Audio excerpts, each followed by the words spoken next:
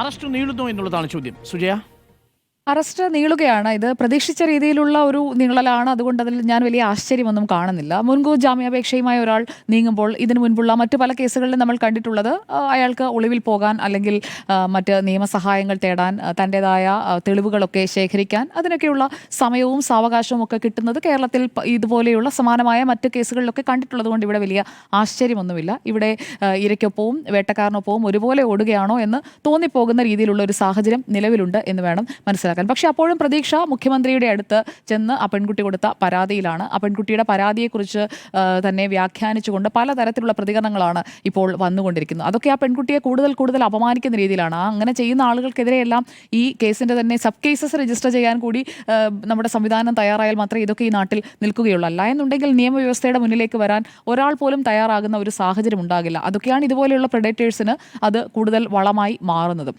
ഇവിടെ ഇന്നിപ്പോൾ നേരത്തെ നിങ്ങൾ സൂചിപ്പിച്ചതുപോലെ സന്ദീപ് വാര്യരുടെ പോസ്റ്റ് വന്നിട്ട് ഇപ്പോൾ ഏകദേശം 9 മണിക്കൂറോളം ആയിരിക്കുകയാണ്. ഇതിൽ അയാൾ തന്നെ പറയുന്നുണ്ട്, കോടതിയുടെ പരിഗണനയിലിരിക്കുന്ന വളരെ വിവാദമായ ഒരു കേസിൽ, പ്രത്യേകിച്ച് ഒരു പെൺകുട്ടി നൽകിയിരിക്കുന്ന കേസിൽ അഭിപ്രായം പറയുന്നതിലെ ശരിയും ശരികേടും എന്നെ ചിന്താക്കുഴപ്പത്തിലാക്കുന്നുണ്ട്. എന്നാൽ പോലും സത്യം പറയാൻ മടിക്കേണ്ടതില്ല എന്നതുകൊണ്ട് പറയുകയാണ് എന്ന് പറഞ്ഞുകൊണ്ട് അയാൾ എൻഡോഴ്സ് ചെയ്യുന്നത് എന്താണ്? രാഹുൽ ഈശ്വറും ഒപ്പം രാഹുൽ മാങ്കൂട്ടത്തിനെ അനുകൂലിക്കുന്നവരും നടത്തുന്ന പ്രസ്താവനകൾക്കുള്ള പൂർണ്ണമായിട്ടുള്ള പിന്തുണയാണ് പരസ്യമായി സന്ദീപ് വാര്യർ നൽകിയിരിക്കുന്നത്. അതിനെല്ലാം ശേഷം അവസാനം എന്നാൽ ഈ ആരോപണവുമായി ബന്ധപ്പെട്ട് കോൺഗ്രസ് പാർട്ടി ഒരു നിലപാടെടുത്തിട്ടുണ്ട്, അതാണ് എൻ്റെ നിലപാട്. ഇത് ശരിക്കും കോൺഗ്രസിന്റെ ഒരു സമീപനമാണ്. അതായത് ഇരയ്ക്കൊപ്പവും വേട്ടക്കാരനൊപ്പവും എന്നുള്ള ഒരു സമീപനമാണ് കോൺഗ്രസ് പാർട്ടി തന്നെ സ്വീകരിച്ചുകൊണ്ടിരിക്കുന്നത്. ചുരുക്കം ചില നേതാക്കൾ ഒഴിച്ചാൽ വി ഡി സതീശനെ ഞാൻ മാറ്റി നിർത്തുകയാണ്. ഈ കേസിൽ ആദ്യം മുതൽ തന്നെ വി ഡി സതീശൻ ഒരു നിലപാടെടുത്താണ് നിൽക്കുന്നത്. പക്ഷേ ബാക്കിയുള്ളവരൊക്കെ പലരും, കെ സുധാകരന്റെ കാര്യം നിങ്ങൾ നേരത്തെ സൂചിപ്പിച്ചു, എല്ലാവരും മാറി മാറി പറഞ്ഞുകൊണ്ടിരിക്കുകയാണ്. യഥാർത്ഥത്തിൽ നിങ്ങൾ ആർക്കൊപ്പമാണ് എന്നുള്ളത് കേരളത്തിന് ഇപ്പോൾ കൃത്യമായി മനസ്സിലായിട്ടുണ്ട് എന്നതാണ് മനസ്സിലാക്കേണ്ടത്. ഇപ്പോൾ രാഹുൽ ഈശ്വർ പറയുന്നത് പോലെ അല്ലല്ലോ കോൺഗ്രസിന്റെ ഉത്തരവാദിത്തപ്പെട്ട ഒരു ചുമതലയിലേക്ക് ബി ജെ പിയിൽ നിന്ന് വന്ന ആളാണെങ്കിലും സന്ദീപ് വാര്യർ ഈ കല്യാണത്തിന് പങ്കെടുക്കുമ്പോൾ ബി ജെ പി ആയിരുന്നു, ഇപ്പോൾ കോൺഗ്രസ് ആണ് എന്ന് കരുതി സന്ദീപ് വാര്യർ ഈ വിഷയത്തിലെടുത്ത നിലപാട് ശരിയാണ് എന്ന് ഞാൻ കരുതുന്നില്ല. ആ പെൺകുട്ടിയുടെ ഐഡന്റിറ്റി അടക്കം റിവീൽ ചെയ്യുന്ന രീതിയിലാണ്. ഞാൻ ആ പോസ്റ്റ് ഡിലീറ്റ് ചെയ്തു എന്ന് പറഞ്ഞുകൊണ്ട് വെടിവഴിപാട് വിളിച്ചു പറഞ്ഞാലേ ഫലം ഉണ്ടാവുകയുള്ളൂ എന്ന മട്ടിൽ കാണിച്ചതും അതും ഒരു അതിബുദ്ധിയാണ്. കാരണം അതിൻ്റെ സ്ക്രീൻഷോട്ടുകൾ അടക്കം എല്ലാവരുടെയും അടുത്തേക്ക് എത്തുന്നതിനാണ് അത് വഴിവെച്ചത്. സന്ദീപ് വാര്യർ നടുക്കും ഈ പെൺകുട്ടിയും അതുപോലെ തന്നെ പെൺകുട്ടിയുടെ ഭർത്താവും അപ്പുറത്തും ഇപ്പുറത്തുമായി നിൽക്കുന്ന ഒരു ചിത്രത്തിൻ്റെ സ്ക്രീൻഷോട്ട് അടക്കം എല്ലാവർക്കും ലഭ്യമാകുന്ന രീതിയിലേക്കാണ് അദ്ദേഹത്തിൻ്റെ ആ ഡിലീറ്റ് ചെയ്യൽ എന്തായാലും എത്തിച്ചേർന്നിരിക്കുന്നത്. അപ്പോൾ ഈ വിഷയത്തിൽ ഒക്കെ എടുക്കുന്ന നിലപാടുകൾ എന്താണ് എന്നത് മനസ്സിലായി കാണുമല്ലോ. ഇനി പരാതിക്കാരിയുടെ ആരോപണം വ്യാജമാണ്, അതാണല്ലോ രാഹുൽ മാങ്കൂട്ടത്തിൽ ഇപ്പോൾ സ്ഥാപിക്കാൻ ശ്രമിക്കുന്നത്.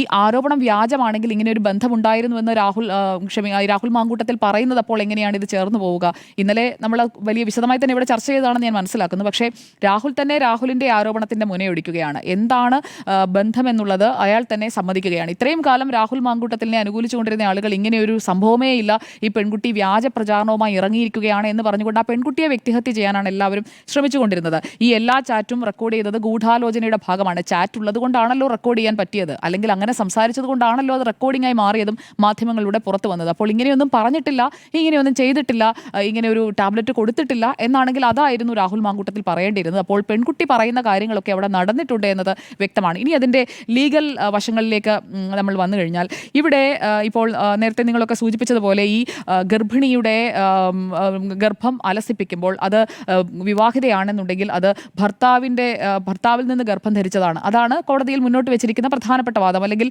വാദിച്ച് സമർത്ഥിക്കാൻ പോകുന്നത് അതായിരിക്കും. കാരണം വിവാഹിതയായ ഒരു സ്ത്രീ ഭർത്താവിനൊപ്പം കഴിയുന്നു, ഭർത്തൃമതിയാണ്, അതുകൊണ്ട് അവരുടെ ഗർഭത്തിൻ്റെ ഉത്തരവാദി ഭർത്താവാണ്. ഇതാണ് രാഹുൽ മാങ്കൂട്ടത്തിൽ ഇപ്പോൾ ആവർത്തിച്ച് ഉറപ്പിക്കാൻ ശ്രമിക്കുന്നത്. പക്ഷേ ഇതേ പെൺകുട്ടിയുമായി ആർക്കാണ് അവിടെ ബന്ധമുണ്ടായിരുന്നത് എന്നത് ഇതേ രാഹുൽ തന്നെ സമ്മതിക്കുന്നുണ്ട്. ഈ പെൺകുട്ടി കൊടുത്തിരിക്കുന്ന ചാറ്റിലായാലും രാഹുൽ കൊടുത്തിരിക്കുന്ന തെളിവുകളിലായാലും ഏത് കാലഘട്ടം മുതൽ ഏത് കാലഘട്ടം വരെ ഇവർക്കിടയിൽ ബന്ധമുണ്ടായിരുന്നു, എപ്പോഴാണ് ഗർഭിണിയായത്, എപ്പോഴാണ് ഈ ഗർഭം അലസിപ്പിച്ചത് എന്നതൊക്കെ വ്യക്തമാണ്. അതിനിടയിലാണ് അതുകൊണ്ടാണ് ഞാൻ സന്ദീപിൻ്റെ പോസ്റ്റ് സൂചിപ്പിച്ചത്. അപ്പോൾ രാഹുൽ പറയുന്ന ഈ ഗർഭം അത് രാഹുൽ മാങ്കൂട്ടത്തിൻ്റെതല്ല എന്ന് ധരിപ്പിക്കുന്നതിന് വേണ്ടിയാണ് സന്ദീപിൻ്റെ ആ ഒരു ഇടപെടൽ എന്നുള്ളത് ആളുകൾക്ക് മനസ്സിലാകുന്നതിന് വേണ്ടിയാണ് ഞാൻ ഇത്രയും പറഞ്ഞത്. അപ്പോൾ ഇവിടെ സന്ദീപ് വാര്യർ എന്ന് പറയുന്നത് KPCCയുടെ ജനറൽ സെക്രട്ടറിയാണ്.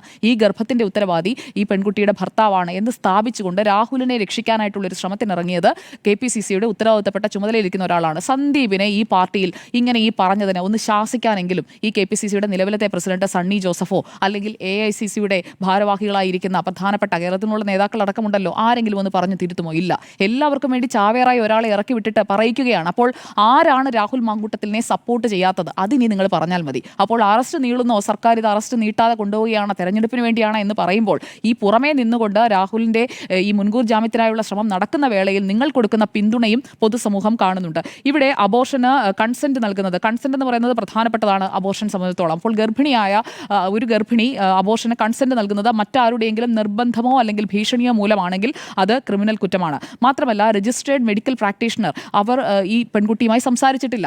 ഈ അബോർഷന് ശേഷം ബ്ലീഡിംഗ് ഉണ്ടായ ഘട്ടത്തിൽ മാത്രമാണ് ആ പെൺകുട്ടി ഒരു രജിസ്ട്രേഡ് ആയിട്ടുള്ള ഒരു മെഡിക്കൽ പ്രാക്ടീഷണറോട്, ഒരു ഡോക്ടറോട് സംസാരിച്ചിരിക്കുന്നത്. അപ്പോൾ ആ കൺസെന്റ് അല്ലെങ്കിൽ ഈ പെൺകുട്ടിക്ക് ഇത് സംബന്ധിച്ചുള്ള വിദഗ്ധ ഉപദേശം ലഭ്യമാക്കാതെയാണ് ഇവിടെ അബോർഷനുള്ള പില്ല് കൊടുത്തിരിക്കുന്നത്, അത് സുഹൃത്ത് വഴി എത്തിച്ചിരിക്കുന്നത്. അപ്പോൾ അത് കുറ്റകൃത്യത്തിന്റെ പരിധിയിൽ തന്നെ വരും. ഇനി ഇപ്പോൾ കൺസെൻഷനായിട്ടുള്ള ലൈംഗിക ബന്ധമടക്കമുള്ള മറ്റു കാര്യങ്ങളെല്ലാം സ്ഥാപിച്ചാലും ഈ അബോർഷൻ ചെയ്തിരിക്കുന്നത് അത് നിയമപരമായി തെറ്റ് തന്നെയാണ്. അത് എത്രയൊക്കെ പറഞ്ഞു കഴിഞ്ഞാലും ആ കുറ്റം അവിടെ രാഹുൽ മാങ്കൂട്ടത്തിൽ ചെയ്തിട്ടുണ്ട് എന്നത് വ്യക്തമാണ്. ഇനി മൊഴിയില്ല, നേരത്തെ പരാതി കൊടുത്തില്ല, പരാതി കൊടുക്കുന്നത് നീട്ടിക്കൊണ്ടുപോയി, അതൊന്നും ഇവിടെ നിലനിൽക്കില്ല. ഇത് എപ്പോഴാണോ അവർ പരാതി കൊടുക്കുന്നത്, ആ പരാതിയിലേക്ക് എത്തുന്നതിന് മുൻപ് അവർ ജോലി ചെയ്തിരുന്ന സ്ഥാപനം പരാതി കൊടുക്കാൻ നിർബന്ധിച്ചു, അതിന്റെ ഓഡിയോ റെക്കോർഡ് അടക്കം തന്റെ കയ്യിലുണ്ട് എന്ന് രാഹുൽ മാങ്കൂട്ടത്തിൽ പറയുമ്പോൾ ആ ഓഡിയോ റെക്കോർഡ് രാഹുലിന്റെ കയ്യിൽ കിട്ടണമെന്നുണ്ടെങ്കിൽ ഈ ജൂലൈ മാസത്തിന് ശേഷം, ജൂലൈ മുതലാണല്ലോ ഈ കാര്യങ്ങളൊക്കെ പുറത്തു വന്നു തുടങ്ങിയത്, ഓഗസ്റ്റിലാണ് ആദ്യമായി ഈ ശബ്ദരേഖയടക്കം ആദ്യ ഭാഗമടക്കം പുറത്തേക്ക് വരുന്നത്. അപ്പോൾ ഈ കാലഘട്ടത്തിലൊക്കെ ഈ പെൺകുട്ടിയെ ഈ പരാതി കൊടുക്കുന്നതിൽ നിന്നും ഇടപെട്ട് പിന്തിരിപ്പിക്കാൻ രാഹുൽ ശ്രമിക്കുകയായിരുന്നോ? അതും ഈ പെൺകുട്ടിക്ക് വ്യക്തത വരുത്താവുന്ന കാര്യമാണ്. അല്ല എന്നുണ്ടെങ്കിൽ സ്ഥാപനം പറഞ്ഞ കാര്യമൊക്കെ രാഹുൽ എങ്ങനെ അറിയും?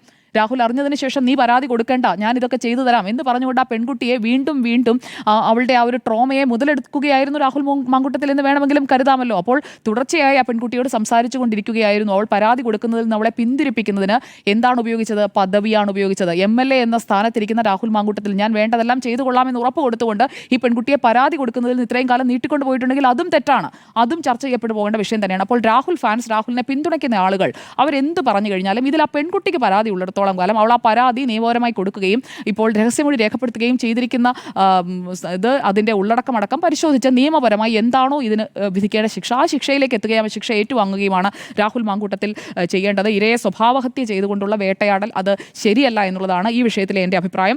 ഈ കാര്യത്തിൽ ഗർഭഛിദ്ര നിയമമുണ്ട്, അബോർഷൻ ലോ അനുസരിച്ച് medical termination of pregnancy act 1971 അതിൽ 2021 ഭേദഗതി വരുത്തിയിരിക്കുന്നത്.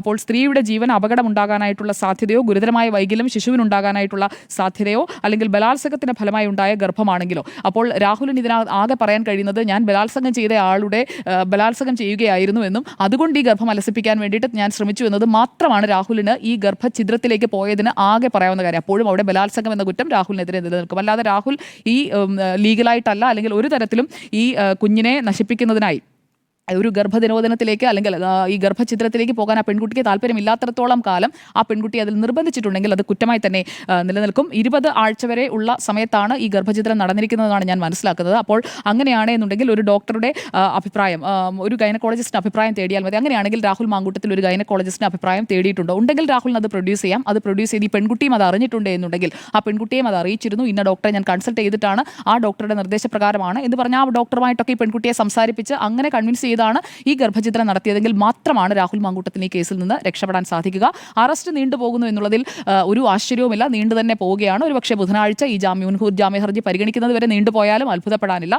അതിൽ തെരഞ്ഞെടുപ്പ് ഒരു ഘടകമാണോ എന്ന് ചോദിച്ചാൽ തെരഞ്ഞെടുപ്പ് ഒരു ഘടകമാക്കരുത്. ഇതൊരു തെരഞ്ഞെടുപ്പ് വിഷയമല്ല, ഒരു പെൺകുട്ടിയുടെ അവൾ നേരിട്ട അപമാനത്തിന്റെ വിഷയമാണ്. ആ അപമാനത്തിൽ നിന്നാണ് അവൾ ഈ പരാതി കൊടുത്തിരിക്കുന്നത് എന്നത് ഒരു മാനുഷിക മൂല്യത്തോടുകൂടി, ആ മാനുഷിക മൂല്യമുള്ള ആളുകൾ, അങ്ങനെ ഇല്ലാത്തവർക്ക് എന്ത് വേണമെങ്കിലും പറയാം, ഇതുപോലെ ചിത്രങ്ങളൊക്കെ ഇട്ടുകൊടുത്ത പെൺകുട്ടിയെ കൂടുതൽ ഉപദ്രവിക്കാം. ഇവിടെ അറസ്റ്റ് നീണ്ടുപോകുന്നുണ്ട്. അറസ്റ്റ് നീണ്ടുപോകാനുള്ള ഒരു സാഹചര്യം മുൻ കേസുകളിൽ കണ്ടതുപോലെ തന്നെയെന്നാണ് ഞാൻ കരുതുന്നത്.